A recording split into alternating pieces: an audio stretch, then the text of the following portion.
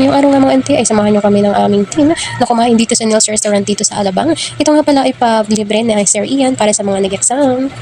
Halina kayo at makichismis na din. A day in my life bilang isang babaeng lasingera. For today's video nga mga ante, ayan na nga, nagaganda-gandahan na naman kami syempre, lalo ng ganda-gandahan araw-araw.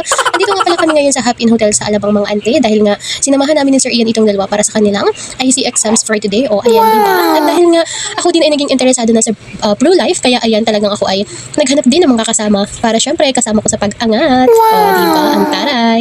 Sabi nga diba mga ante, may kasabihan tayo na share your blessing nga para mas lalo daw tayong pagpalain. Perfect! A few moments later. Ayun na nga mga auntie ko at dahil nga tapos na si paring JR na mag-exam.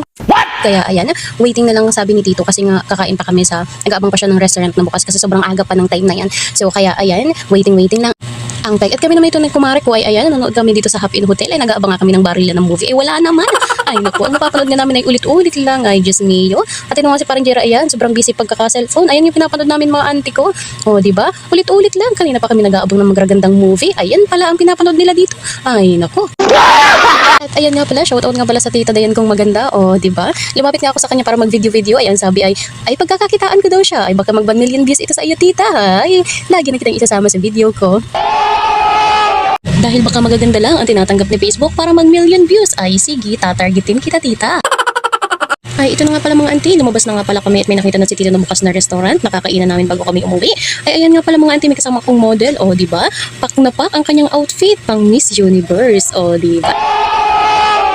Sumakay na nga kami dito sa kotse ni Tito at yan nga palang driver namin, ang aming poging driver, si Titi Ian. Ay. Perfect! O, at papunta na nga kami sa restaurant na nakita niyo na open na. O, diba? Ito nga pala si Madam, ay ayan, nagbabasa niya yung newspaper, talaga naman, apakasotya.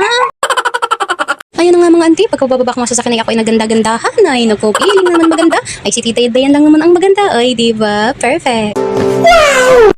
Ayun na nga mga auntie, ako nga mga auntie ay nagpahuli para sila man ang kuhanan ko ng video. At ayan nga si Kumare, o diba? Ganda-gandahan na naman ang peg. Ay mga auntie, dito nga pala kami kumain sa Neil's Kitchen. Ay ito nga pala yung aking sasakyan, o diba? Yellow na yellow. Hindi ko nga alam mga auntie kung bakit napunta ito dito. Ay pinatapon ko na yan kahapon. Nasabi ko ay magpapalit ako ng bago. Ay hindi ko alam, may kumuha pala. Ay naku.